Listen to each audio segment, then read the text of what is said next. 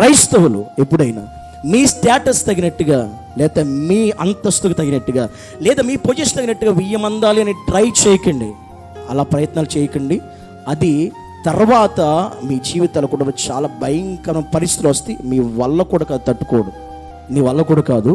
ఎందుకంటే మీరు ఎప్పుడు కూడా గుణాన్ని చూసే వియ్యమందండి, కానీ స్టేటస్ని చూసి కాదు, పొజిషన్ చూసి కాదు, ఆస్తిపాస్తులను చూసి కాదు, లేకపోతే చదువును చూసి కాదు, లేకపోతే స్టడీలను చూసి కాదు, ఉద్యోగాలను చూసి కాదు.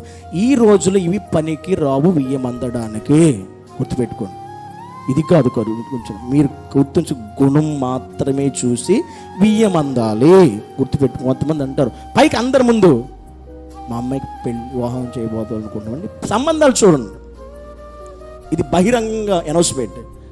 కానీ చెవిలో చెప్పేది ఏంటి తెలుసా? మా వాళ్ళు ఎవరైనా ఉన్నారేమో పేట్ మనకు కొట్టాలనిపిస్తుంది వాస్తవంగా.